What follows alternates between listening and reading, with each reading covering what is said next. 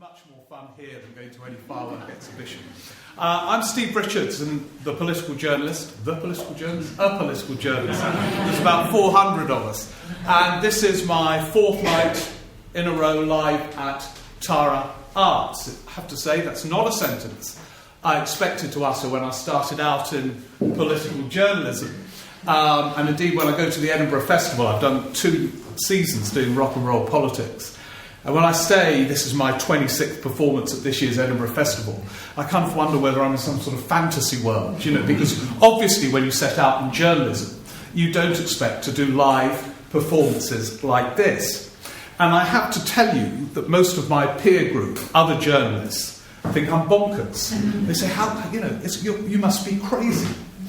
But the more I think about it, the more I think that this is the most normal of the various mad things I do in journalism. And I write columns. I write once a week now for The Independent and other papers as well.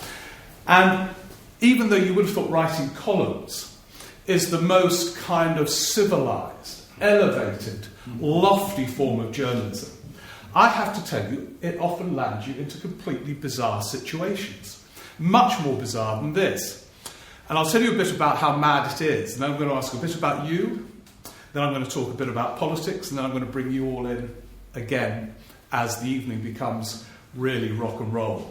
By the way, for those who haven't seen rock and roll politics before, it's a metaphor for politics all shook up. There's not a single musical note this evening. I use it to get students in. It's a completely distorted thing. But politics is all shook up at the moment for reasons that I'll explain. But this is how mad column writing is, right? I don't know, some of you might have read The Guardian today, but I've got a column in The Guardian today, which I wrote yesterday. Sometimes columns work well, sometimes they don't. But I thought this worked quite well, where basically all I was arguing is a very sort of safe column to write, that Cameron's decision to introduce fixed 5-term parliaments has changed everything. Because in my view, politics is an art form. Actually, it's theatre a lot of the time. And the closest art to which it resembles is music. Timing, rhythm is all important. And by changing the politics of the Parliament to 5 years, fixed, it's completely changed everything. Labour don't know when to announce policies because the next election is so far away. Tory MPs are bored out of their minds because there's no legislation of any interest going through Parliament. And yet we've still got another 18 months of this. It's really interesting with this debate about energy fuels, prices. It looks as if it's about to reach this great climactic resolution this winter. But actually we've got another winter after this one before the general election. We're all going to get bored out of our minds. And it's all to do with the 5-year term. Anyway, in passing, in this column, I mentioned another unintended consequence of the 5-year Parliament. I pointed out that if Ed Miliband were to lose, he would have to resign. There's no way he could be leader of the opposition for 10 years. Neil Kinnock was for 9, and he went completely bonkers, he'd be the first to admit. 10, when you know it's going to be 10, and you're finished. So I put in this piece, there's a bit of colour, there will be no now opportunity for a leader of the opposition to fight 2 elections, because he'll have to be there for 10 years and it's too long.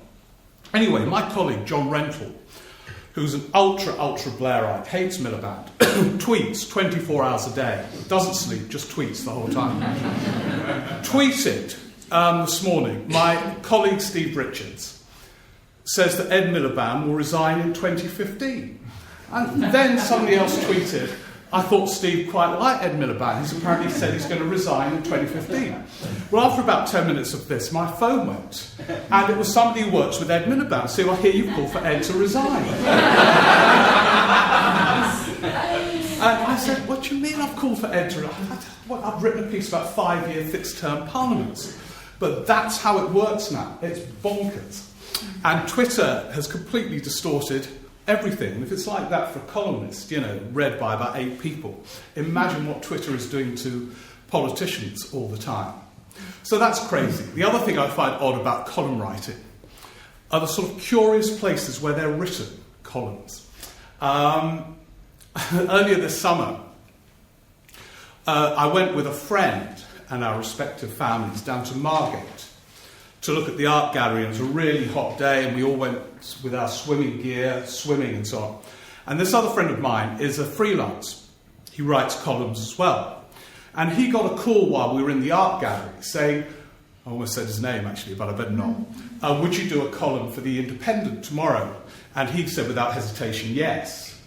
And then he put his phone and said, I've just said I'll do a column, but I haven't got a single thing I want to write about. I've got a clue what to do. And then as he walked to the beach and we got changed into our swimming gear, he said, I know.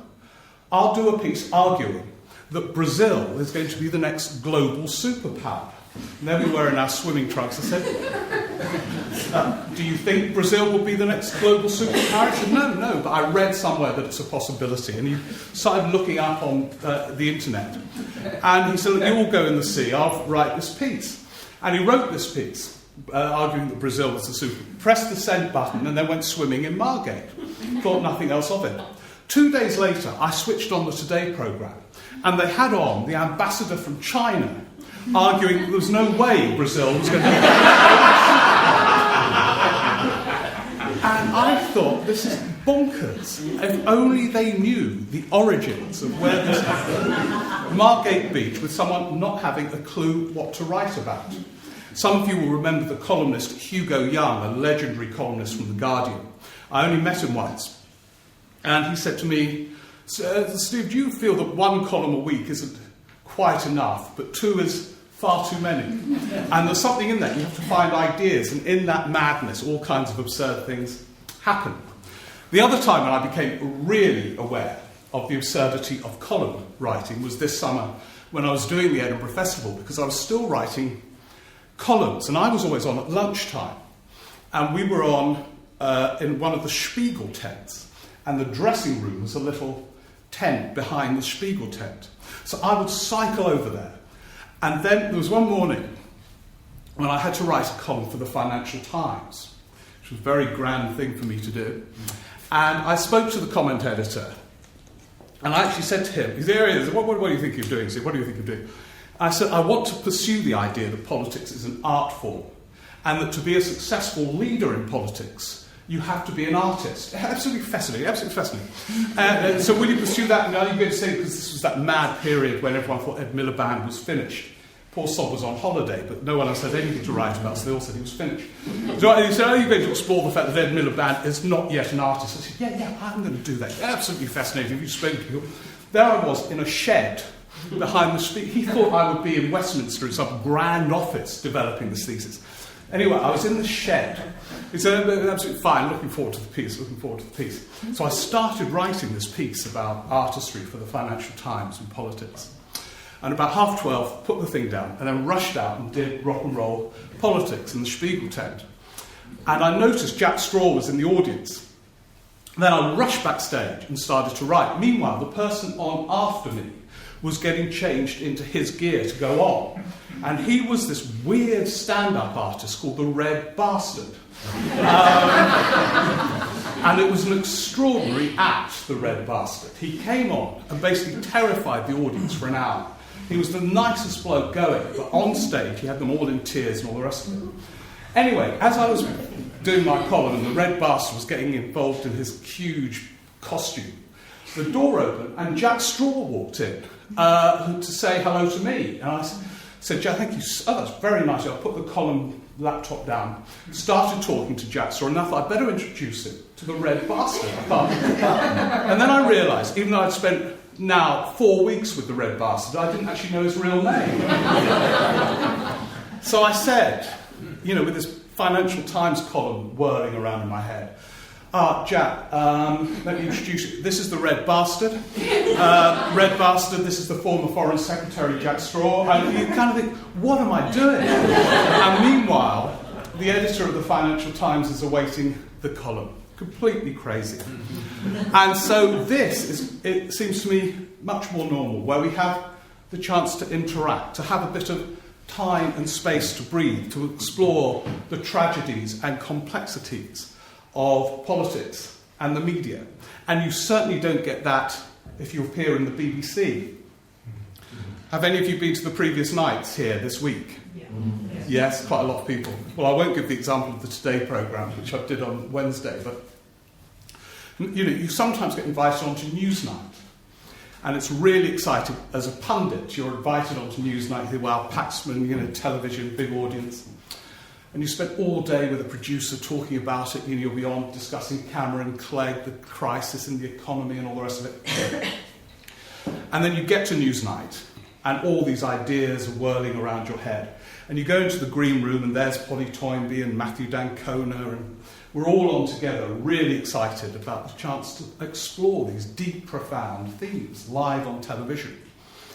And then we're finally ushered onto the set of Newsnight. And Paxman's there, lovely to see you, always nice to us. It's only the politicians he monsters. And Russell Brand monstered him, but in a rather ominous way, I think. But, and we sit there and we talk to Paxman. And then he says, right, we're off in a minute. And I look up at the clock, and it's 17 minutes past 11. Now, Newsnight has to end at 20 past 11. So the discussion goes something along these lines. Paxman, I'm joined now by Polly Toynbee of The Guardian, Steve Richards of The Independent, and Matthew Dancona of The Sunday Telegraph. Polly, what's your verdict on the coalition and the crisis they seem to be in tonight? Polly says this is the worst government for the last 1,800 years. It's a calamity. It's all going to Matthew Dancona, don't underestimate Jeremy. Don't underestimate Cameron. He is, I think, a genuine moderniser. He has to appease the right, but he's a moderniser. Steve, well, I actually think that... I'm sorry we've run out of time. Thank you all very much indeed. No time even to look at the front pages. Good night. And that's it. And that passes for, live political discussion. So we, I hope, will have a better discussion tonight. And there's one other reason why I'm doing this. Not just tonight, but more generally.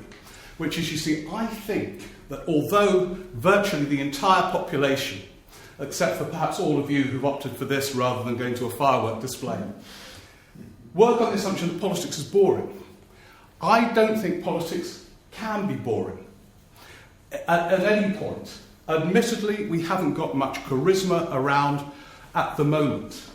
It wasn't long ago that there was charisma oozing out of a whole range of politicians. And we haven't got that now. I don't know, did any of you in the early 80s see Tony Benn live? A couple of people nodded. Yeah. Yeah? You might completely disagree with what he said, but he was a magician. He could hold an audience. It's quite sad seeing him now. He's very frail. But I remember seeing him a few times. And you walk into a room, and there he is talking, and you are mesmerised in a way that doesn't happen now in British politics with anyone. And he could sometimes talk in a very, very selective way. Some of you will remember his theory of history, where he would say, the reason why socialism will triumph is very, very clear. If you look at your history, it's all moving in our direction. The first socialist was Jesus Christ. It developed with the Levellers. It reached a peak with the Chartists. And it will continue when Michael Foot becomes Prime Minister at the next election. The whole audience completely in his hands. Until you walk outside and think, was that history? Jesus Christ, the Chartists, the suffragettes. But he could do it. He could cast a spell. And there are very, very few who can cast a spell now. I can think of no one in Britain at the moment who can. And yet it remains fascinating. Actually, another example, my very first that I ever experienced of live politics, and it can't happen now. I was reminded of it when poor old Miliband, when he came back from holiday, his first trip out, someone threw an egg at him. And he didn't quite know how to handle it, to be honest. The first time I ever saw a politician live was Harold Wilson in the October 1974 general election. I hasten to add I was only about one at the time. But it was the second general election of that year, so if you were getting into politics age one, it was great. It was elections every 10 seconds. And during that extraordinary election, somebody threw an egg at Wilson while he was speaking, and he was Prime Minister at the time. And I thought, wow, how the hell's he going to handle this? He was old, stooped, with paranoia and age and everything.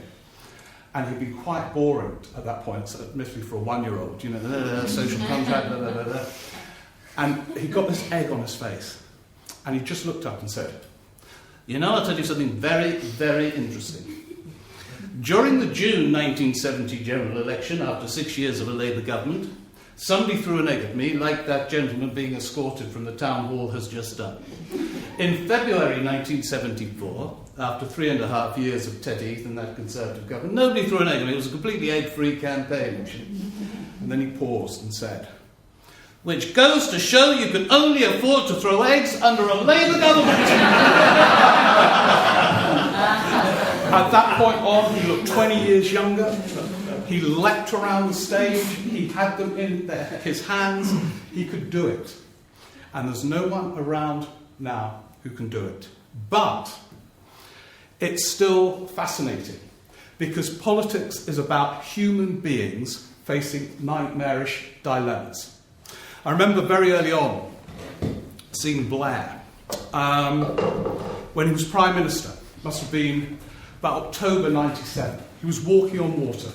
Majority of 180, everyone saying he's fantastic. William Hague was leader of the opposition, already completely doomed. And I said to Blair, I went to see him for coffee. He was always inviting us columnists in for coffee. I don't think he saw anyone else for a time, except for journalists. And I said to him at the end, actually, we had the normal sort of conversation. And at the end, I said, look, just out of interest, sum up for me what it's like being Prime Minister. What's kind of, because only you're doing this. And he said, yeah, it's interesting. See, I hadn't thought about it, actually. Yeah, it's very interesting. I said, yeah, I'll tell you what it is, actually. Every hour, you face a decision, right? I said, no. And the decision is this. Do you cut your throat or slit your wrist? And then he calls it, I quite like it, actually. But in other words, he saw each decision as a no-win, as dark routes, whichever he took. And I think in a way it explains what happened on Iraq. He could only see darkness, whichever route he took. But he sums up politics, these nightmarish dilemmas. And what I'm going to do very shortly is explore the nightmarish dilemmas of this new young generation of leaders. Far too young to be doing it. It's the equivalent of being on centre court of Wimbledon aged about 8. Cameron, Clegg, who had only been an MP for one parliament, then became Deputy Prime Minister in the middle of an economic crisis of apocalyptic proportions. Ed Miliband, sheltered in the Treasury. Under Gordon Brown, never uttered a word on this public stage, and then suddenly is at the front of the public stage, facing big, big dilemmas. But before we do that, I thought I'd find out a little bit about all of you, if that's okay. When I do this in Edinburgh, I have to say, and this is really interesting actually, when I do this in Edinburgh, I have to say how many from Scotland, how many from England, and all the rest, because the politics of Scotland now is so different. If 3/4 of the audience put their hands up and say they're from Scotland, I have to change the entire hour. It's completely different. But I can't do that with you. I assume most of you are from around here. I mean, nobody's travelled down from Edinburgh for the evening, I presume. I'll be very flattered if you have. So I thought just for a bit of fun to sort of get us, have a sense of where we all are. Could we put the lights up briefly for couple of minutes? Great, thank you. Oh, hello. You never know when you walk on whether anyone's here at all. I thought just for a bit of fun, I won't ask you who you want to win the next election. That would be unfair of me, although I'm quite intrigued. But I'm going to ask you a different question. I'm going to ask you who you think will win the next election. Just so we put what I'm then going to talk about into context, and then I'm going to ask you to do something else towards the end, and then we'll open it up for questions. So just for a bit of fun, who thinks the Conservatives are going to win an overall majority at the next election? 2 people. If this 2.5. 2.5.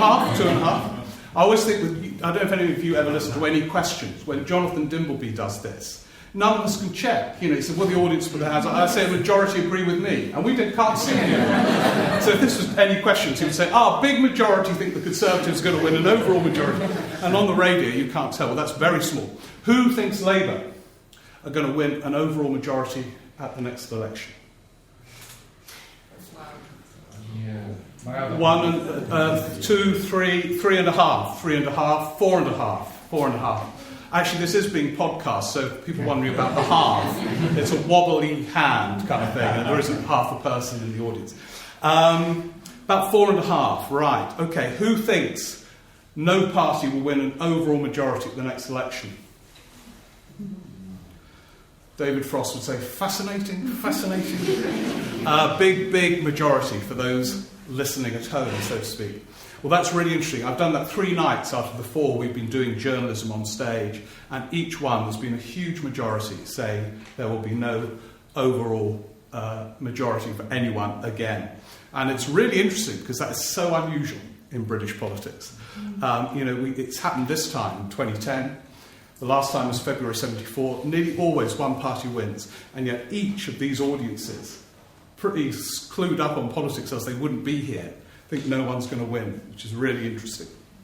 Now, if it's okay with you, what I also would like you to do is, this is our 4th night doing journalists on stage at Tara Arts. The other nights, we've partly looked at the way journalism covers politics, sport, various other things as well, actually. What I want to do a bit more tonight is look at the way politicians have to think and reflect on all of us, the media, you, the dilemmas. So I'm just going to give you about 20 minutes to get psyched up for this, but I'm going to ask you to get in the minds of a couple of our leaders. Are you all right with that? Who shall I choose tonight? It's if you'd all said Labour will win, I'd have given you Cameron. Okay, I'm going to set you a dilemma later on in this evening, and I want you all please to become Nick Clegg. That always gets a laugh. Actually, in Edinburgh, they all walked out at that point. Is that all right? Just get into the mindset of Nick Clegg, please. And if we have time, I'm going to set you... It's a topical dilemma. It's the things that they've got to decide very quickly. I want you to become Ed Miliband as well, please, if that's all right. And I'm going to pose a dilemma. Ed Miliband said to me the other day, I could write the Labour manifesto now, except for one thing that I haven't decided. And that's the dilemma I'm going to pose later on. Okay, thank you. We found out a bit about us all. I'm going to reflect while you get psyched up to become Miliband and Clegg. I'm going to talk about these young leaders. Is that the phone? Is that my phone? God. Hello, Ed. No, it's all right. No, I didn't call you to resign in 2015. It's fine. No, it's all about a 5-year parliament. Christ, it is, Ed. No, it's not. It's something else. Anyway, you can put the lights down for 20 minutes while they all get psyched up to be these leaders. And once you've done the dilemmas, we can all relax with some questions, some parliamentary questions. What I thought I'd talk about for a few minutes are these leaders who I know quite well. I've got to know them all one way or another. Cameron, Osborne, Miliband, and then you're going to be Clegg. What's really interesting about Cameron and Osborne is that for all the Etonian and Bullingdon Club swagger, which is their upbringing, they haven't been very assured or brilliant. Why? And I think there are kind of lots of reasons why that's the case, and lots of manifestations in terms of how lacking in brilliance they are. I'll give you a recent example. They both together, they're very close friends, Cameron and Osborne, they get on well together and remain close, unlike Blair and Brown, who hated each other by this equivalent point in their relationship. And they watch together on the Downing Street sofa Ed Miliband's Labour conference speech. And as Ed Miliband talked about the gas companies and his price freeze, they got really excited at first. And George Osborne texted to Danny Finkelstein, his mate, this is such a left-wing speech, and, real excitement. And that was their immediate reaction. They basically said, we've got him. We can tell now, we can go around saying he's a Marxist, and all the rest of it. Then they got the initial focus group findings and opinion poll findings of how Miliband's proposal had gone down. And it was incredibly popular. And they panicked. And so instead of sort of sticking to one kind of line, they were all over the place. And if you remember, they came up with their own intervention in the market, the right to buy scheme. Then they said they were free season tickets on trains. And they still haven't worked out how to deal with this. And so from the excitement of saying, right, we've got him, he's a Marxist and all the rest of it, they were thrown and didn't quite know what to do. And this has been a sequence really from quite early on.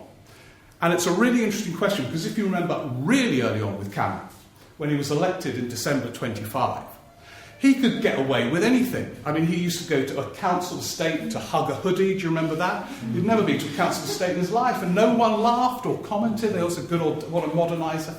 You know, he would say something like, I quite like gay people, and people say, unbelievable, moderniser, genius. And then they can't even handle a leader of the opposition speech. Why? And there's a really interesting manifestation of this, I think. It's basically because they're frightened of the economy. And who wouldn't be? They still don't know which way it's going to go. It's starting to recover, but no one knows what's going to happen tomorrow, let alone by the election. And it's kind of oddly manifested itself with Cameron and Osborne in an obsession with food as an imagery, as an image, actually. Do you remember the budget before last? I'll never forget it, where George Osborne opened his budget with these words we were all writing in the press gallery. This is going to be an historic tax reforming budget to show that Britain is once again open for business. And we all waited for the radical historic tax reform. I propose a 0.5p increase on Cornish pasties. Is this the stuff of history? But what is really fascinating is what then happened. Because here they were in the midst of then an even more frightening economic crisis than now. And yet the raging issue of the following months was whether or not Cameron and Osborne had ever eaten a Cornish pasty. Now, this is partly, I fully accept, a reflection of the trivial preoccupations of the media. But it is much more than that. Cameron and Osborne are frightened about their past, that they are posh. And this became a symbol of whether or not they were like the rest of us who occasionally enjoyed a Cornish pasty. So they didn't want to say, which I suspect is the truth, that they didn't regularly eat Cornish pasties when they went back on a Friday night to Notting Hill to have their dinners. So, how were they going to deal with the symbolism of this? And it was playing big. It wasn't just the media. In Cornwall, they were saying, I bet those posh bastards have never eaten a Cornish pasty in their lives. Ed Miliband and Ed Balls, not ones for populism, they're not natural populists, were filmed, if you remember, in Greggs. Ed Miliband looked as if he had never been in Greggs in his life. I can't think why. Ed Balls looked totally at ease and ate 2 Cornish pasties on the spot. But they were in trouble over this extraordinarily trivial thing. And Osborne decided to deal with this nightmarish problem by basically disappearing from view for the next month. He didn't do any media interviews, didn't want to answer the question. Cameron had no such luck. And of course, as Prime Minister, you've got public engagements all the time. And while this question was raging, his next public engagement was a joint press conference in Number 10 with the Italian Prime Minister, who had been over to discuss the Eurozone crisis. So out they walked, you know, the 2 podiums in Number 10, they stride out very grandly together. Cameron spoke for 10 minutes on the Eurozone crisis. The Italian Prime Minister spoke for 10 minutes on the Eurozone crisis. And then Cameron said, rather like sort of in a Blair way, Cameron imitates Blair in a sort of oddly insecure way. So he was like, right, questions, we'll take one from the British journalist and then one from the Italian. The BBC's Nick Robinson. Prime Minister, have you ever eaten a Cornish pasty?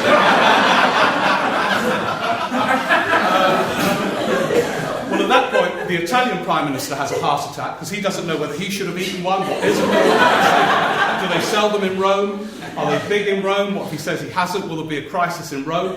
He's trying to work all that out. And Cameron said, well, what a question. What a question. Even though he knew it was coming and had spent about 8 hours working out his answer. And some of you may remember what it was. He said, Well, since you asked, I thoroughly enjoyed a Cornish pasty recently at Leeds railway station, and it was very nice. And I have to say, Nick, George and I have not put taxes up because we want to on Cornish pasties. We love Cornish pasties. We're doing it because of the mess Labour left us in. Then the Italian Prime Minister answered whether he had eaten the Cornish pasty. I can't even remember what that answer was. But I noticed he didn't last much longer in power after that. On it went. And then Cameron went back into his study in number 10, where, in a very eerie way, he sits on the same sofa as Blair used to, with the same sort of oddly, neatly ironed shirt that Blair used to wear. Sorry, not literally the same shirt. With the same sort of entourage around him. And Cameron looked at his watch and said, well, thank God we've dealt with it. The Cornish pasty thing, thank God it's over. And then he looked up at the screen of Sky News, the great tyranny for leaders of the current age. And there was Adam Bolton on College Green, looking as if he had knocked back a Cornish pasty or two in his time. And he was talking, and underneath, breaking news, a spokesman for Leeds railway station has said that their Cornish pasty shop closed 10 years ago. Panicking number 10, George Osborne rushed over under the secret tunnel that he'd been using to avoid all journalists for the last month. My phone went, it's Newsnight, can you come on with Polly Toynbee and Matthew Dancona for 18 minutes past 11. All hell broke loose over a Cornish pasty. Now why? Why is it that these people, so accomplished that they could pretend to be interested in the environment, hugging huskies on some North Pole trip, and get away with it? But when they got into power, and the frightening, intimidating prospect of running things, they started to behave in ways which were frankly absurd. And this food image has continued in a curious way. Because what happened after that is that George Osborne, when he was making his statement this summer on public spending, sort of complete radical recalibration of the state, said at one point during his statement, I want to congratulate the Community Secretary, Eric Pickles, for his very lean settlement. All the cameras on poor old Pickles looking huge. And furious at such a humiliating put-down.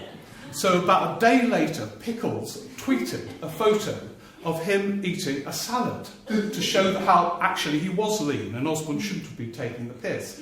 Osborne had tweeted earlier in the week him eating a hamburger. I don't know if you remember. And even then, that became a huge debate about whether Osborne had eaten this hamburger from Byron's, the posh takeaway shop, or McDonald's. And if it was Byron, why didn't he go to McDonald's, which was nearer the Treasury? And on the Today programme, the whole thing was about this. I can't remember where I got it from, Evan. It could have been Byron's, it might have been McDonald's. But Byron's don't deliver, Chancellor. Did you get it delivered? Absurd. Mad. And here is the reason why it is. By the way, Eric Pickles thought he'd been so funny and clever. But he walked out of his office. There were loads of journalists outside his department saying, do you really eat salad every lunchtime, Eric Pickles? And he said, well, actually, not everybody lunchtime. No, I enjoy salad. But he doesn't look at... Yet he got into trouble. And here's why. These young figures have yet to discover their fully developed, self-confident voice. They're not yet sure of themselves in public. And so, it's very interesting. Harold Macmillan was very posh and from Eton and could wallow in it in public. He would be seen shooting and fishing, whereas Cameron feels obliged to cycle everywhere and never be photographed with a black tie anymore and things like that. So they are trying to be what they are not. And when they try and be what they are not, they get into trouble very, very quickly. So there they are, without fully developed public voices which they are at ease with, agonising over what to do about the economy, Europe, a party that seems to hate them, and a party that's divided. They've got UKIP on one side of them, they've got the Lib Dems on the other. It's a nightmare. And it was summed up to me, actually, the degree to which this Etonian is not in control was, do you remember earlier this year, there was a by-election in Eastleigh. Do you remember old Chris Huhne ended up in jail for fiddling his licence or whatever? And there was a by-election. And Cameron ached to, in effect, choose the Tory candidate for that seat. Because if Cameron could win that seat, he would get all these rebels off his back, all these Tories saying he can't win elections. And yet he was advised to keep completely away from the selection of that candidate. Basically, poor old Grant Shapps had to say to him, the Tory chairman, they hate you in Eastleigh, David, keep out of it, be counterproductive. So poor old Cameron, with his white shirt and his entourage, the supposedly mighty Etonian figure, had to wait to be told who the Tory candidate would be in that election. And poor old Shapps, that little chap, the Tory chairman, sorry, there's more to him than that, but you know what I mean, had to see Cameron and tell him the news as to who had been selected. There he was, awaiting, in effect, his destiny. And Shapps came in and said, they've selected in Eastleigh, David. Oh, right, Grant, who have we got? And Shapps said to him, this is a story told to me by Shapps, and basically along these lines.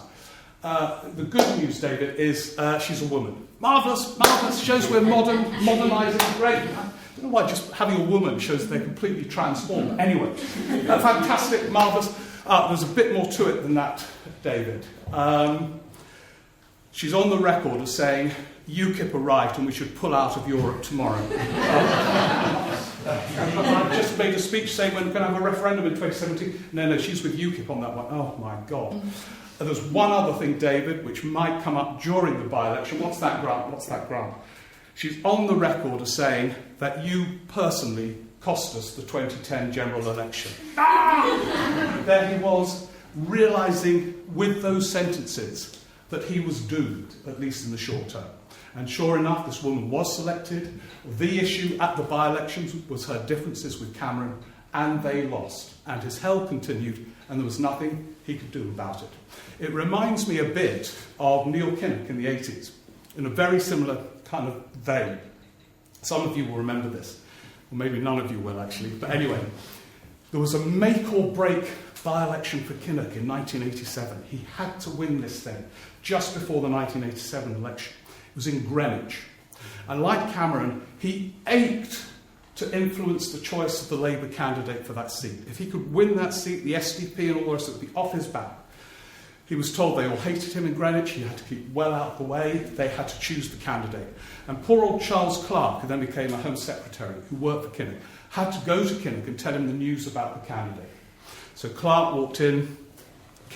Whenever Kinnock was nervous, he used to clean his shoes. So Kinnock was there cleaning. What's the bloody news, Charles? What's the bloody news? And Clarke said, well, Neil, they have selected in Greenwich. Craig, I know they bloody... Who is it? Well, they've elected a woman. Bloody mums. Bloody mums. Bloody men. Bloody mums. Sorry about the Welsh accent, but, you can't do everything. And then Clarke said, yeah, but it's a bit more complicated than that, Neil. She's on the record as saying we should pull out of Europe tomorrow. Christ almighty, we just changed our bloody policy in Europe. And they say, no, it gets much, much worse than that, Neil, actually. She's also on the record of saying that in terms of defence, we should form a pact with the Soviet Union. Oh, Christ. And there's one other thing, Neil, about our candidate. She's on the record as saying that you personally have betrayed the cause of socialism and should be shot. Oh, sure enough, she was selected. I remember her, actually. She was called Deirdre Wood, and she spent the entire by-election in tears, actually. It was rather... But the issue was the difference between her and Kinnock. Labour was slaughtered, and Kinnock's hell continued, and there was nothing he could do about it. The powerlessness of power sometimes torments these figures. But because of the British media and the way we all see them, they can never show the dilemmas and how weak they might sometimes feel. Because to do so would finish them off. So when Humphreys interviews them, or Paxman or somebody like that, they've got to be absolutely resolute and pretend they are strong. And then people like Russell Brand watch them and think, my God, what a lot of arrogant bastards, none of us should vote for any of them. Yet underneath there is this turmoil going on. Which brings me briefly to Ed Miliband. Now, oddly, Ed Miliband has become a bit more of the authentic figure since his party conference speech. Because, oddly, the Daily Mail and Paul Dacre were onto something when they recognised that Ed is very close to his dad. In true Dacre style, he then put his hobnail boots on and went so far it completely destroyed what they were trying to do, which was to point to the fact that Ed Miliband was influenced by the father, is influenced by the father. Ed is a kind of left-of-centre academic. I'll give you an example of this. I'll never forget it, really. There was another, this is about another by-election. I've become obsessed with by-elections for some mad reason. When Labour was still in power, during a particularly low phase of Gordon Brown's leadership, although come to think about it, his entire leadership was a low phase, actually. They lost a by-election in Crewe and Nantwich. Some of you will remember. Cameron won it. It was Cameron's high point. There's been no high point since for Cameron. And I bumped into Ed Miliband the next day. He was a Cabinet Office Minister at the time. And he said, you know, the day after a by-election, you know what it's like. Everyone goes around saying, God, what a disaster, you know, meltdown for Labour at the general election. These are the kind of knockabout stuff that people say. And I bumped into Ed Miliband, and I said, God, Ed, what a disastrous result for Labour. And he just looked up to me and said, I don't think it was a rejection of collectivism. What? Only Ed Miliband could have interpreted a by-election in terms of whether or not it was a rejection of collectivism. And that's how he thinks. But for a lot of the time when he's leader, he does not want to appear like that himself. He's read too often. He's this weird geek who's good at sort of odd games and chess and all this kind of thing. And he hates the label Red Ed. So he tries not to be himself. And at times he has kind of impersonated Blair, like Cameron actually. It was very, it's just all these people kind of impersonating Blair. I remember seeing him during his unconfident phase in the spring. He was addressing a conference, a Labour conference in Birmingham. And he did that Blair thing. You have to be a genius of communication to do it, where jacket off, shirt sleeves rolled up. He was ad-libbing around the stage. And at one point during this speech, Ed Miliband, trying to be Blair or Obama or a combination of the two, so you know what I think? You know what I think? With this country, we've got good people and a bad government. And I want to achieve the reverse. It just didn't come out right, you know? And yet, actually, the times when he is himself and dares to be brave, it sort of comes off. That they agonise about that price freeze pledge. You know, he was saying to his people, you know, well, what if they say this is, you know, back to the 70s and all the rest of it? But he did it, and it's given him his voice. He does believe markets don't work, that capitalism needs to be regulated. And he's found a way to become himself. So that Labour conference speech in September was better because it was more him. And when people do this, similarly with when he took on Dacre in the Mail, he hates Dacre in the Mail.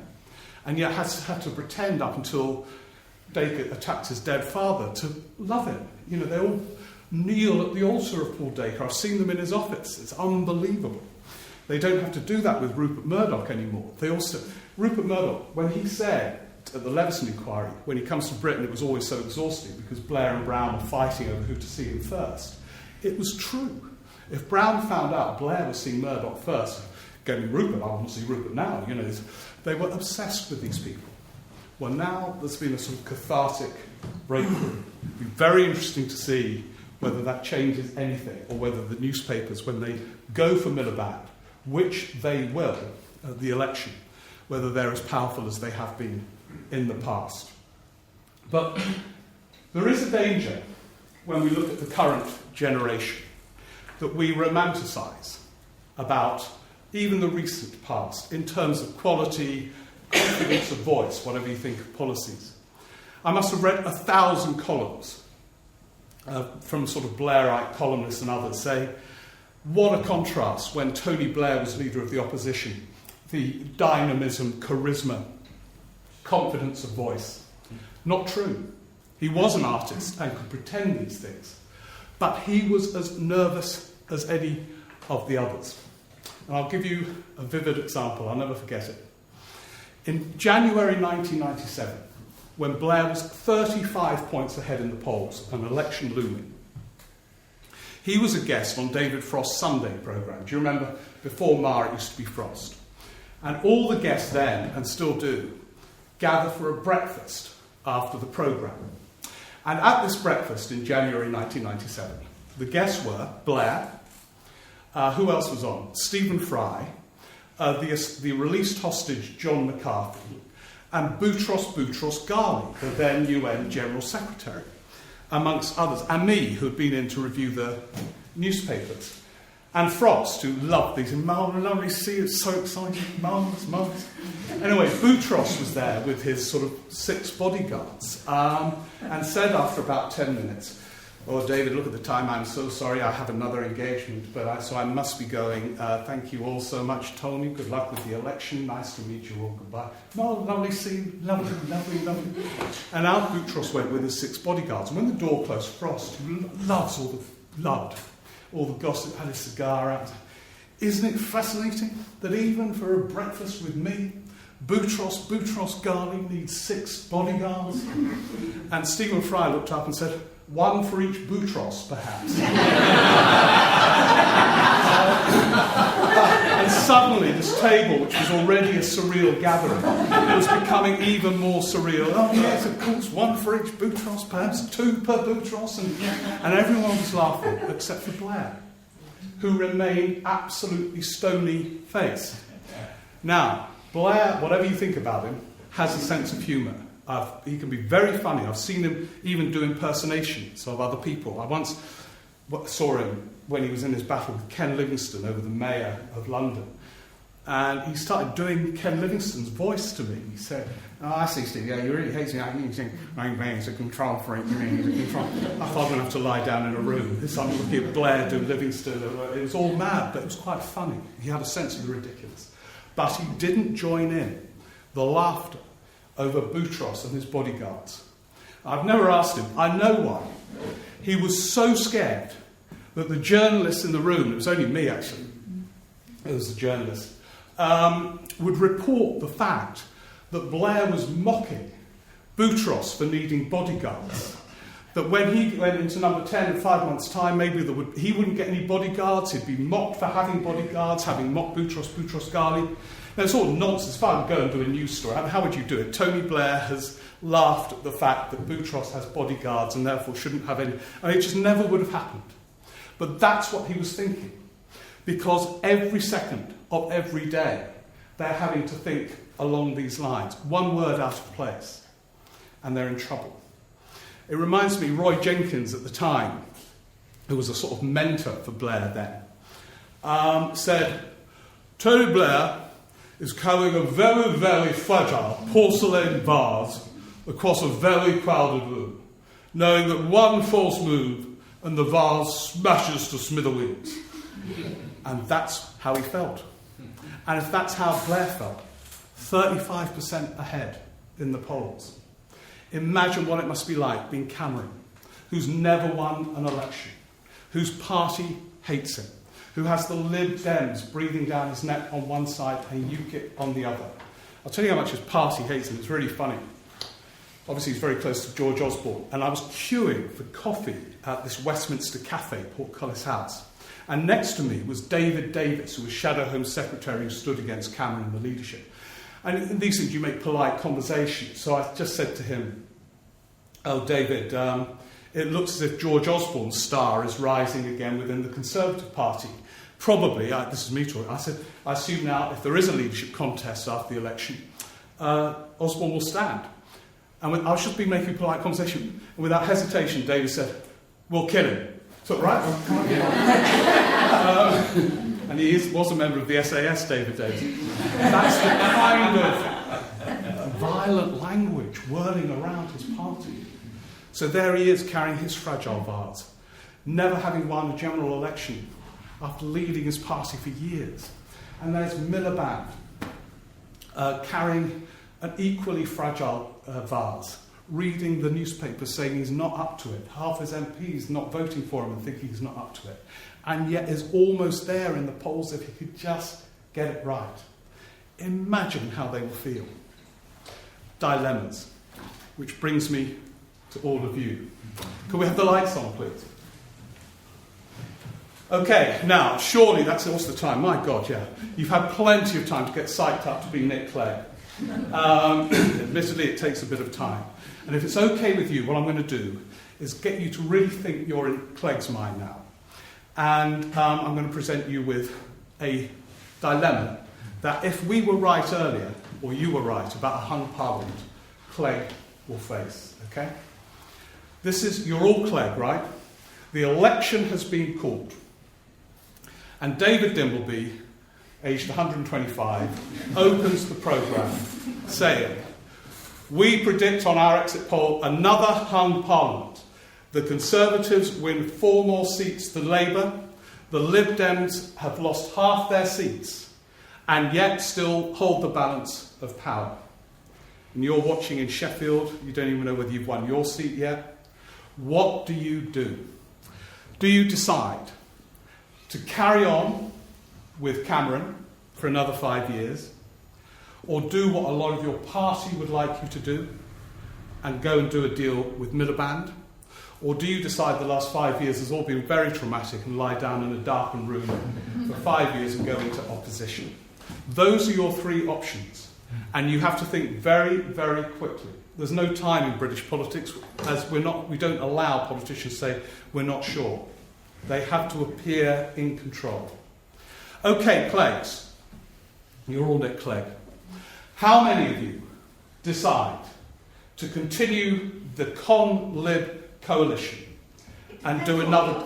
Sorry? It depends what the offer is. Both Labour and the Tories would be offering him certain guarantees of cabinet posts, of policies that they would support from the Liberals, and it would utterly depend on that. Well, this is just a bit of fun. I'll tell you what, I'm going to make you some offers. Right? I'm going to make you some offers. Okay. Cameron says to you, you will be, even though there will be a referendum on Europe, he fully accepts that you'll be campaigning to stay in. If you want another go at the House of Lords, you can have it. We'll come together to develop our economic policy where you agree with us. We'll do some more public service reforms, but I'll rein in Ian Duncan Smith. Miliband or Michael Gove or whoever wants to be reined in, even though personally, Nick, I know you agree with Michael Gove. And Miliband will say, "Look, Nick, electoral reform, referendum perhaps, constitutional reform, we're in agreement. Public services, I'll let you make sure our people don't become too statist or whatever." Something along those lines. But those are the key things. The Tories have won a few more seats. This happened in February 74 the other way. Harold Wilson won 5 more seats than the Tories. So what do? Who votes as Nick Clegg to do another deal with Cameron?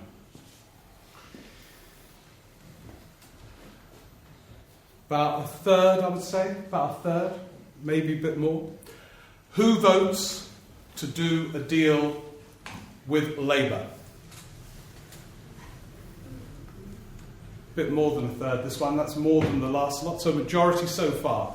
And who votes to go into opposition and just lie down in a darkened room for a few years?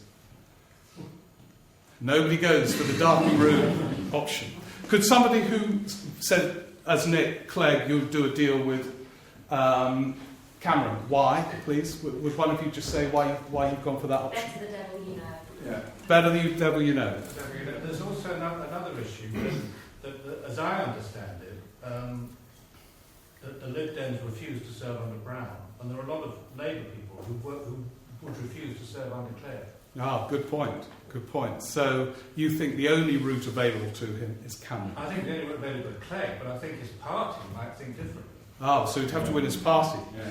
You see, with every respect, who knows? The joy of politics is no one knows what Clegg would do in those situations. I don't think Clegg knows yet. But here's the twist. Was it you who said about the party? Some of you probably know Clegg is not a free agent here. That's why it's a bit of a trick question. The Liberal Democrats have this internal mechanism called the triple lock, which sounds like a sex aid, but actually, and for some of them it probably is actually when I think about it, but it really constrains Clegg. He has to get the agreement of his party, MPs, membership, whole rank and file. And I don't think he will get them to vote for another 5 years with the Conservatives. I can reveal something exclusively to you. I did this once in Edinburgh. Mainly I had to do people's dilemmas from Alex Salmond and all that kind of thing. But I did Clegg once, and Ming Campbell and his wife were in the audience. Anyway, Ming Campbell didn't vote, but his wife Elspeth voted right like this, without hesitation, to do a deal with Labour. So there you go. And I know people like Ming Campbell think it is impossible for Clegg to do a deal with the Conservatives again because his party won't let him. They all think Clegg, so in that sense you were right, would prefer to do one with Cameron, but that he won't be able to. So, Labour. Why do you think that's likely, the Cleggs who opted for Labour? Anyone? Yeah, at the back? Oh, sorry. Clegg will be doing a lot of scratching his head. So you are the authentic Clegg figure in this dilemma.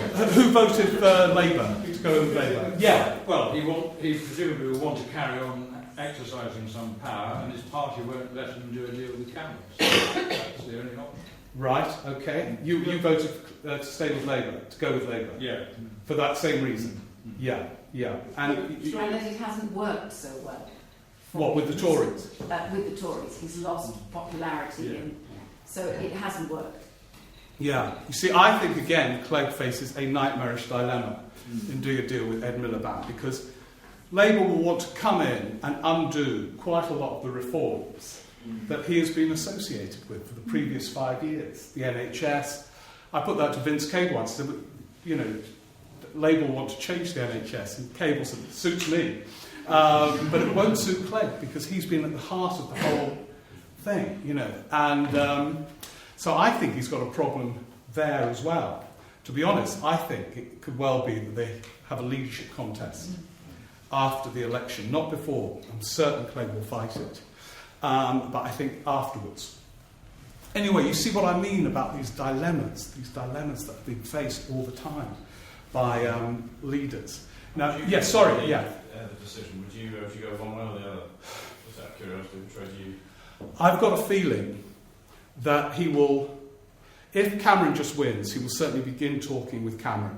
But this is the other thing, rolling news, you know, Adam Bolton there with his 2 Cornish pasties and others will be saying, you know, joining me now is Vince Cable. I don't think we should do another deal with the Tories.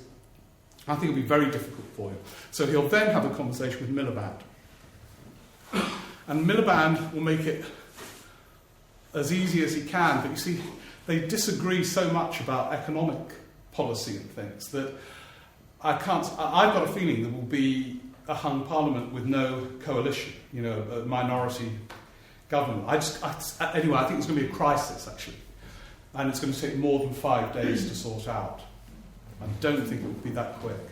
I don't know. Germany hasn't got the government that. Exactly. And they cope perfectly well. I think we might just have to get used to this. It's the way, you know, it's not all election this night, removal of our new Prime Minister. It's going to take a few weeks. The trouble is our media are so hysterical, I don't think they'll allow it. Well, they'll say it's unstable, over now to so-and-so in the stock market, Robert Peston there, sweat pouring off him. I've never seen, you know, so many people in tears at the stock exchange about this political instability. They want a government. I've got a feeling it will happen as speedy. You're absolutely right.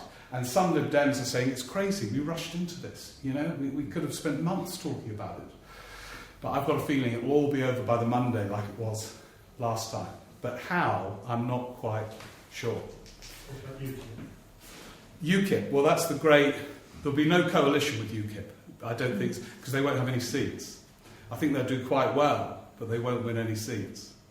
That's part of Cameron's nightmare, that UKIP will do well enough to take Tory votes off it, but they won't win any seats. Isn't the complicating factor going to be that the Scottish thing Yeah. affect the Yeah. whole of that landscape? Scottish thing is one of the great kind of hidden issues at the moment. If you go to Scotland, they talk of nothing else. Well, the newspapers talk of nothing else. Not necessarily the same thing at all. But you're right, yeah. If, and it's highly unlikely, if Scotland votes for independence, I think they'll have to postpone the general election. Because if you think about it, you can't have a government elected on the back of a load of Scottish MPs if Scotland has gone independent. I mean, so we'll be in such a crisis at that point. There's going to have to be an emergency gathering of all of us to review the situation. And I won't even have to talk about political dilemmas. It'll be staring in our face so much, you know. I have to say, when I was in Edinburgh for that August, all the pollsters up there told me they were certain independence was going to lose. But you never know with referendums. And if they were to win, all those Labour MPs from Scotland putting Ed Miliband in number 10, and yet there is no Scotland, and who knows what? It's unbelievable. You're right to raise it. It's very fraught, I think, because it's Absolutely. you used to call it a plebiscite, you know. Yeah. And yet, I mean, there's no question about, there's not a big hullabaloo about who's voting really. I mean, the fact that there are lots of Scots living in the rest of the United Kingdom, and yet they don't get a vote. I mean, what constitutes Scotland? Yeah. It's just because it's on residency, and it's just. Yeah. No, the whole thing is fraught with complexity and potentially volcanic consequences. There could be a kickback, isn't there? I mean, Sorry? There could be a kickback. Suppose they lose. Suppose they win. I mean, Cameron's a lot of finished. people in Cameron's the United finished. Kingdom, the English. might Yeah. win. The English England will get a parliament then because Scotland will be separate. All hell will break loose, and it will destroy the career of Cameron on the eve of a general election. And Miliband can't count on Scottish MPs. I mean, all hell will break loose. Sorry? That's a very bold statement. Why would it destroy his career?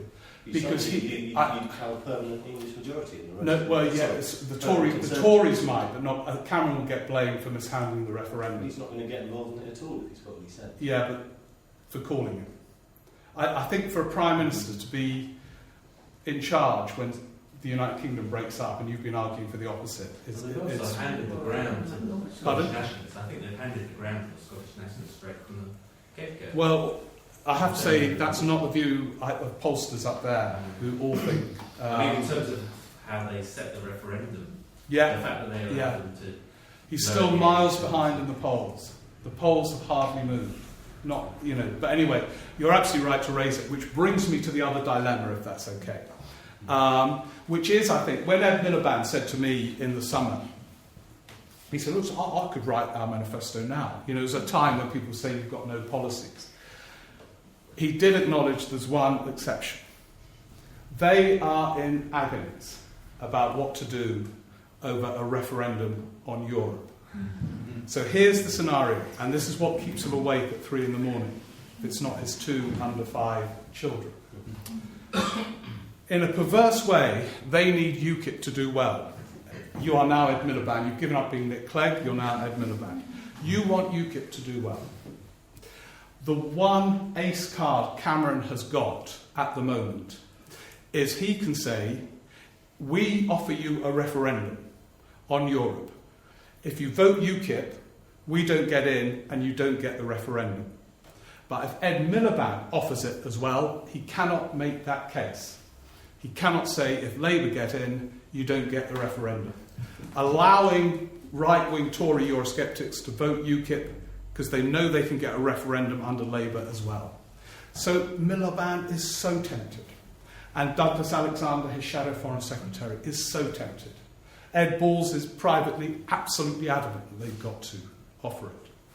But this is the dilemma.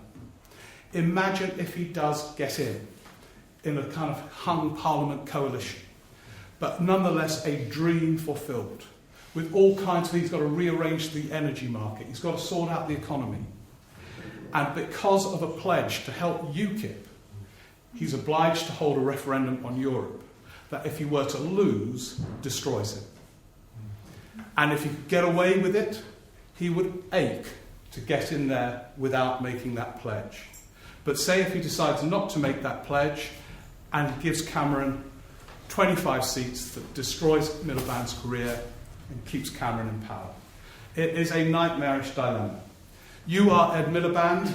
You've had about the kind of time he will have in the end to think this one through. How many of you, as Ed Miliband, decide that you're going to go on 8:10 on the Today programme to announce that you too are offering a referendum on Europe? In and out. Fascinating. Almost half, I think. Almost half. Well, sorry, what do you think he believes himself about Europe? Personally, he thinks it would love not to hold it. Doesn't think it should happen. By the way, that's Cameron's private view. We know what they both think because they both voted against an in-out referendum earlier on in this Parliament. For Cameron, it would be sheer hell. Why? Because, well, say if Cameron were to win, it would be a tiny majority. And do you remember when John Major was Prime Minister, he had hell over Maastricht Treaty in Europe and things? Well, that would be a tea party compared with this. There's no doubt, in my view, that it would split the Tory party in a way that would be extraordinary. You know, because there are a number of MPs who want out. Cameron says he wants to be in and will negotiate something, will come back to his Tory MPs. He will get Merkel to do all kinds of things. She's told him she'll help out. He'll come back, present it to his Tory MPs, they'll say it's nowhere near good enough. Nowhere near good enough. Go back and get a load more. Because there's about half at least who want out. And so it's a nightmare for him. But he's decided he had to do it because of the threat of UKIP and his own party. So with great reluctance, he's done it. Now, at the moment, it might help him because he says, I'm the only one who, if I become Prime Minister, because Farage won't be Prime Minister, who will offer you this. But Ed Miliband would love not to do it. But anyway, about half of you think he should. How many think you're Ed Miliband, you will not offer the referendum because it will basically destroy your government in power? And you'll stick to the current situation. About half and half. You, if I might say so, perfectly reflect Ed Miliband's inner mind. So must be happening, he gets basically offering a referendum on PR. Well, yeah, although that was tough. I remember Blair offered a referendum on electoral reform. He got poor old Roy Jenkins to go off and do an endless review in what thing it should be, and he came back with a beautifully written proposal. And then Blair didn't hold the referendum, which is one. But you couldn't do it on a subject like Europe. You know, I mean, Blair offered about 8 referendums in 1997. And he said to me once with a sort of innocence, we don't seem to have held many of them. You know? And electoral reform, single currency, all kinds of things. This would have to be held.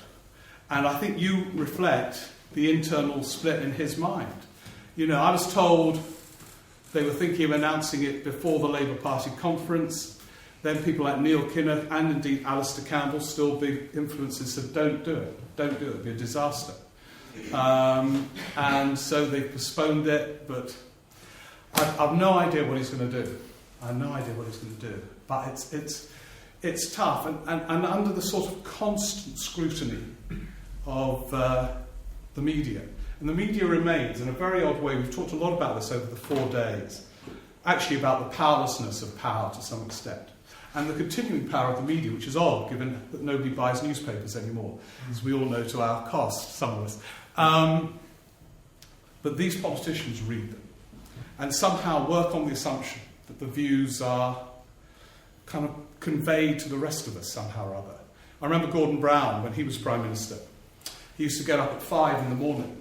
He spent the first hour reading the newspapers. So by 6, he was manically depressed, you know, because by that point he'd got such a terrible, terrible press. And his advisors used to say to Brown, look, Gordon, you are the only person in the country who's read all of them. And you know, no one else carries all the weight of loathing that you have read in the previous hour, but he couldn't accept it. And he got so excited when there was a sort of paragraph saying, Gordon Brown saved the world or something. You know, it was just so different to everything else he was reading. So they are, you know, feel so scrutinised as they agonise about these things. So, I mean, I have no idea what he's going to do, actually. I think if I were him, I wouldn't do it, because I think it's just going to lead to such hell that it's not worth winning in the first place. You don't want it, you don't think it's necessary, but the election's going to be so close, I think he might well do it. But it's a tough one. John Major thinks he'll do it. And John Major now is the new hero of everybody. Something emerged from these former prime ministers sort of appear every now and again, sort of become heroes. It's very interesting. Not Gordon Brown's completely disappeared in a curious way, having been, in my view, one of the most formidable figures in British politics. Anyway, we've got time for a few more wider questions. Thank you for doing the dilemmas. But you see what I mean? Get in the minds, and it becomes so complicated. And yet we always tell them what to do, and as if it's the easiest thing in the world. So now, parliamentary questions, anything you would like. The guy there and then the guy at the back. Yeah. How do you feel the next general election will actually turn out? I think, like most of you, it will be a hung parliament. I've got a feeling Labour will have more seats than the Conservatives, not the scenario I put to you. Simply because it's very odd to go back to Cameron, the sort of Etonian swagger. I think he's been quite an unlucky leader. I don't think he's been a particularly formidable one. But to have UKIP doing well in some of your seats, the Lib Dems doing well in the south of England, is a total nightmare. And even though the economy is starting to grow, I've got a feeling that electoral conundrum will make it very difficult. And as you all know, the boundaries help Labour by about 25 seats.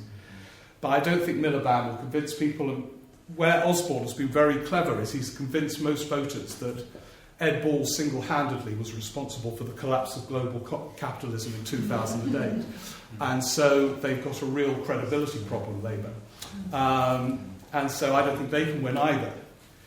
But the electoral arithmetic helps them. A lot of disillusioned Lib Dems will vote Labour, the boundaries are kind to them, and the Tory vote will be a bit split. Do you think that the fact that the economy was left, I know that at the PMQs, Cameron and Osborne used to dine out on we were left the economy in a right old mess, and therefore, this is what we're doing. Do you think that 2 terms is needed, or do you think that if we were to go back to the way it was pre-2010, we start spending again? Right. Well, what I try and do with these things is, unlike column writing, try and make them sort of relatively impartial. It's about politics. Your question is very loaded, because your question, I can tell where you're coming from. Yeah. So you think it's been really successful since 2010 and would be... I didn't say that. That's how it's a bit like my Twitter thing with our column this morning. 2 terms rather than 1 is probably... Yeah, depends though. You have to think that they're doing quite a lot of good things to want them to have 2 terms. So that will be the essence of the debate. Give us more time to finish the work, will be their message. Partly because of who they are and to some extent what they've done, I don't think they're going to win a big majority with it. But the joy of politics is you never know. You talked about the mediocrity of current politicians, and that's with which I agree. Also their lack of experience, or a lot of them haven't previously held ministerial office or been MPs for very long. Why is it acceptable? Why do you think this has come about? Good question. But it is really striking that if you think about it, Blair and Brown came in 1997, having never been in a government department in their life or run anything really. And exactly the same has happened again with Cameron and Osborne, and indeed Clegg. And I don't know, it seems now that you have to be very young and rise to the top very, very quickly. So, for example, if Ed Miliband were to resign if he loses the 2015 election, the next Labour leadership contest will be Rachel Reeves, who's about 9, Chuka Umaga, who's about 7.5, and they have had no experience either. And it's really dangerous, whether you're on the left or right, that these people come in and haven't run anything, and suddenly they've got to decide what to do about an economy that's on the edge of a cliff, and it is weird. You wouldn't do it in any other walk of life. Sorry? Except journalism. Yeah, and journalists, the difference is journalists have no responsibility for anything. So it is a problem. I don't quite know why it's happened. And there might be a kind of reaction against it. I think some of the sort of kind of slightly romanticised excitement about John Major's reappearance was, you know, he's older and a bit more experienced, he could reflect on what happened to him. And these people come with nothing, you know, there's nothing to compare it with in their lives, you know. It's very dangerous. And also, sorry, what about spin doctors and political advisors? Do you think they've got too much power now, too much influence? Not really, no. John Pienaar, who was here yesterday, spoke a bit about that.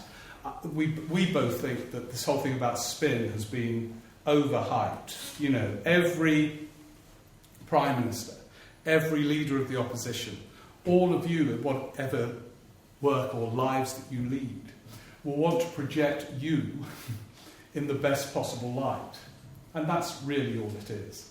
And I don't think it's particularly serious. Cameron actually hasn't had brilliant spin doctors. Well, he had one who's now in court. But on the whole, he's never gone down that route.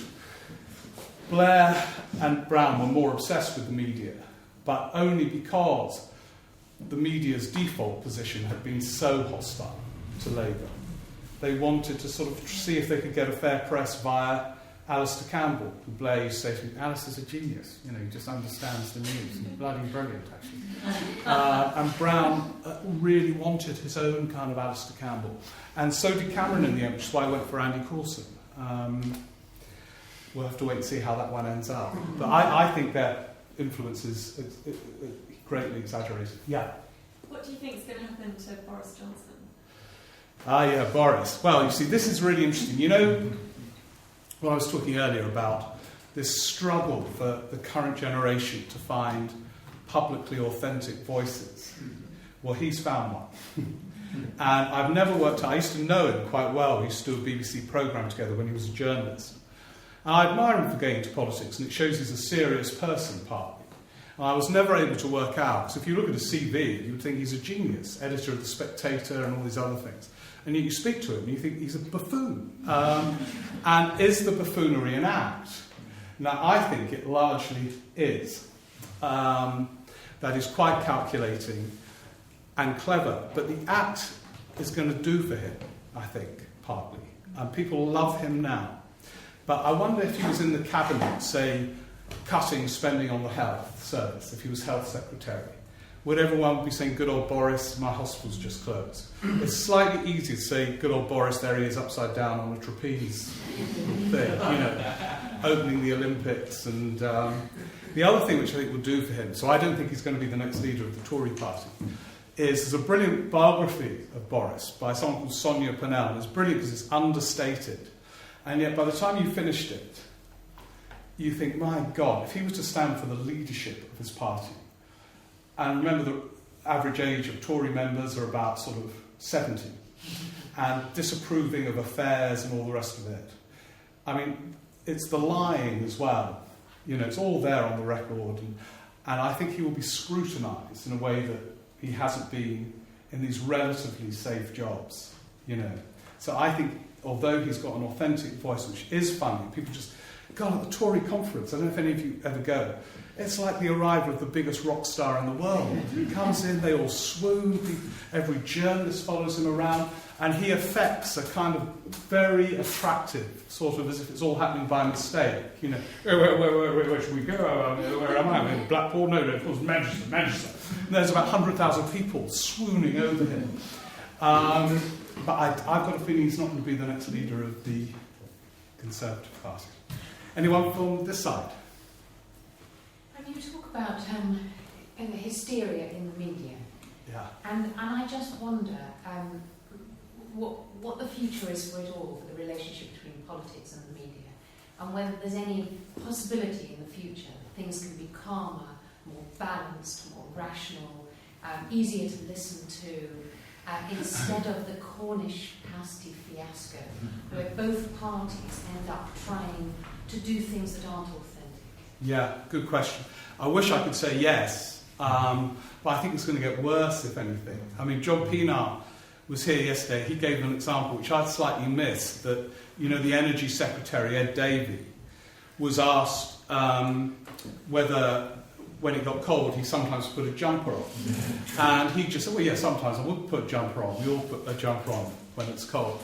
Headliner, Davey, wear jumpers instead to save heating bills, you know? And then apparently Number 10 had to issue a statement saying, though of course they commend the use of jumpers, they're not saying this. And within about 4 days, he was in crisis. You know, people assumed he was going around telling everyone just to put a jumper on.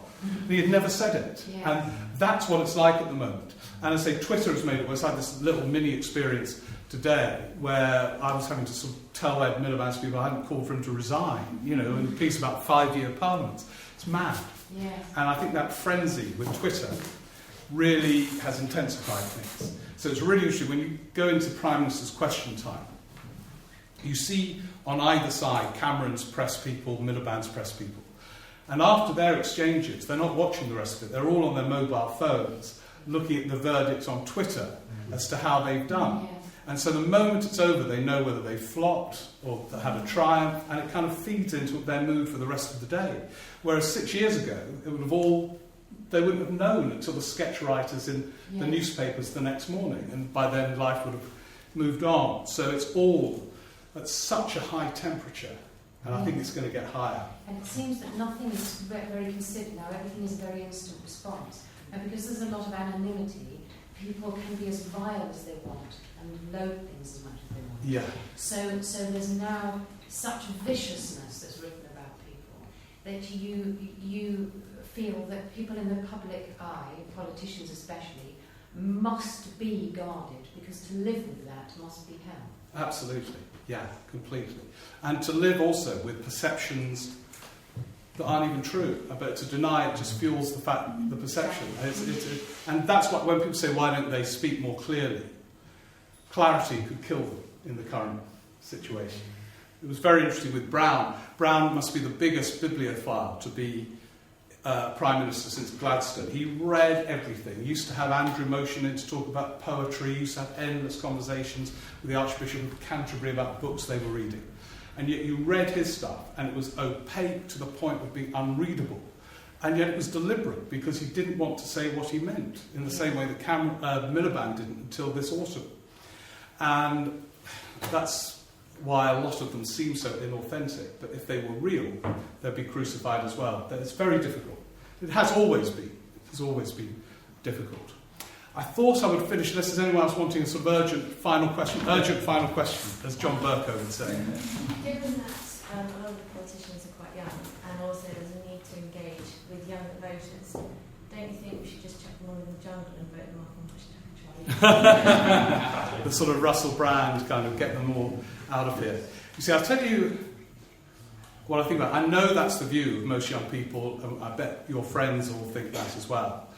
And yet, in a way, they needn't, and you needn't be as depressed as you imply, because whatever you think of these people, and you will disagree whether they're doing a good or a bad job, but their talk is most of the time, you'd be amazed, quite similar to the stuff that when you all talk, say, about green issues or bloody hell, why a pensioner's got a bus pass and we have to pay a mortgage to get on a bus, or I'm not saying those are the only conversations you have when you all go out, but they're all having those same conversations. You know, how do we do greenery without alienating taxpayers because it's so expensive? Why do we do...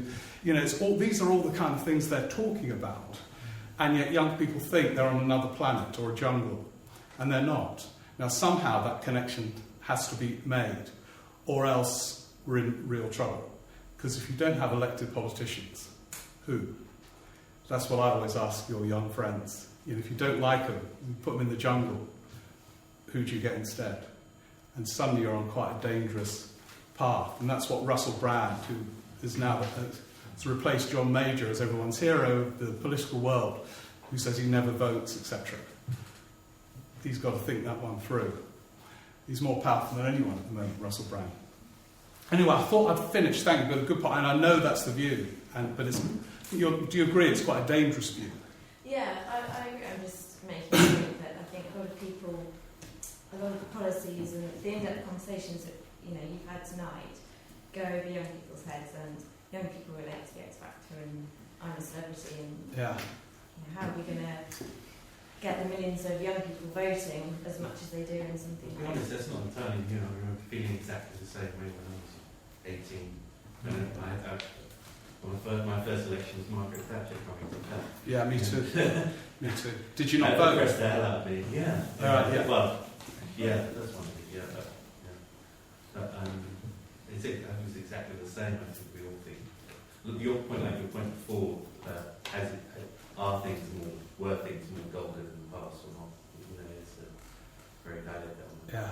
Yeah. It's in the nature to when you're going to dismiss the older folk.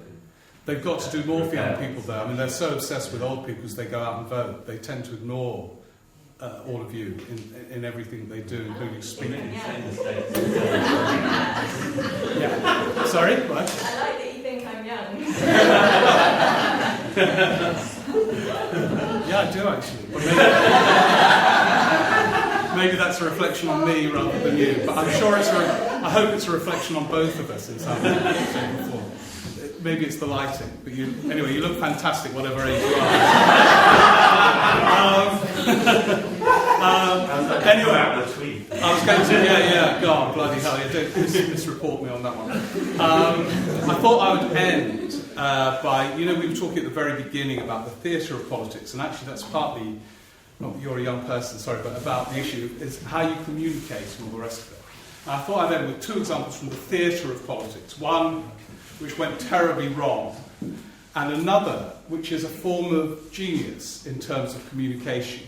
And I wonder, while I'm doing the first one, whether you can guess what the second one, who the second person is. He's still around, but I think he's a genius in communicating terms. Anyway, the first is this. This is the danger of modern politics. When Nick Clegg became leader of the Liberal Democrats, his first speech was live in Liverpool somewhere, and it followed David Cameron, who, do you remember, when he thought Gordon Brown was going to call an early election, David Cameron went on, as Miliband does now, at the Tory Party conference, just wandered around the stage ad-libbing for an hour and a half. Everyone again said, this is wonderful, unbelievable. No one can remember a word he said, but people remember that. So Clegg felt that he had to do the same in his first speech that followed this from Cameron at the Tory conference. But Clegg said, I'm terrified. I've hardly done any speaking as a leader in a conference like this. To go round ad-libbing for an hour would be a disaster. I'm going to be live on Sky and all the rest of it. So his aide said, right, what we'll do, Nick, is we'll put bits of the speech on the pillars around the stage to remind you of where you should go to next in the speech. Brilliant, that's fine. And Nick, who's an actor, thought he could get away with this. Now, the context of his speech was, at that point, hardly anyone knew who he was. He couldn't get any publicity. The only publicity he had had was he gave an interview with Piers Morgan to GQ magazine, which attracted the front page headline, Clegg, I've had sex with 30 women. That was all the publicity he had had. They knew, because that was all he had attracted, any publicity, that they would have to refer to it in the speech. So he was going to do a self-deprecating thing about, of course, I've had sex with some sort of laugh line to get it out of the way. So that would be on a pillar and all the rest of it. Anyway, he was terrified with nerves and smoked. He was a heavy smoker at the time. He was outside smoking and all the rest of it. Visions of Sky News, blah, blah, blah, blah. It's a very intimidating experience, your first live appearance on a stage as a leader. So, ladies and gentlemen, Nick Clegg, and he walked on and he strode across the stage next to a pillar, looked up and said, thank you so much for that introduction. It is, of course, a great honour to be a leader of a party that has been led by Lloyd George, Joe Grimond, Ming Campbell, blah, blah, blah. He went through the list. And then he thought, Christ, what comes next? Because he was so nervous. And he looked at the pillar. Of course, I've had sex with 30 women. And the audience looked utterly bewildered. Clegg suddenly was horrified and realised he had walked to the wrong pillar. And so he walked across the stage, haven't we all? And got to the other pillar and said, we face the most serious economic crisis in the last 80 years. And started where he should have. It's on YouTube. And of course it had all gone wrong. And it was the fear of the moment. And the whole audience he had lost They were baffled and bewildered and wondered quite who they had elected. Now the contrast, the person who can still hold a hall in a way that I find utterly fascinating, is Bill Clinton. Has any of you seen him live? Have you seen him live? What is really interesting is he doesn't use the oratorical tricks. It's like a magician. You don't quite know how he does it, because he doesn't do tonal variety. I saw him, Blair used to invite him to the Labour conference. And Blair used to say, it was after Iraq, Blair said, right, I know you all hate me, so here's Bill Clinton. And Bill would stand up, and the call would be transformed before he'd opened his mouth. And then he would start talking, and he had his heart operation, so he whispered. You know, Enoch Powell, Tony Benn, Michael Foot, it was all, Labour Party! It was all loud and tonal variety, he would say, and he chose, the time I saw him, the deepest topic. It was about global poverty. And I felt the room change when he stood up. And he said, if you look at global poverty, the West has got to understand, it can't just get off the boat and get back on when it wants. It needs to invest in the poor. And by helping the poor, it helps himself. This deep subject. Anyway, one sentence. You've got to address global poverty. Ecstasy in the hall. Standing ovation. I've never seen anything like it. They'd all sit down. The West just can't get off the boat and then get back on again. Standing ovation. Ecstasy. Sweat pouring off people. Adoration. Anyway, about the fifth time this had happened, I was standing next to Frank Dobson. Do you remember the former health secretary? Well known for sort of crude jokes. And he looked up at the back. I was with the other journalists, and he just turned to me as they all stood up again, you know, sort of like, there's global poverty. Oh, they went. And Frank Dobson just whispered to me, this is the nearest I've experienced of group sex. And when you think about it, there is no real bigger tribute to an orator than to turn a Labour Party conference into the equivalent of group sex. Anyway, what I want to say to finish with, actually tonight here in the Tara Arts Centre has been my equivalent to group sex. I've never had anything more exciting to experience. I think you've all been absolutely fantastic. Thank you very much for coming along to this fourth one. Actually, oh God, yeah, I've got some books out there about what really happened to New Labour, which you're more than welcome to get me to sign if you want them. But anyway, you've been brilliant. So thank you all very much indeed for coming along. Hope to see you again for the next Rock and Roll Politics. Politics All Shook Up. Thank you very much.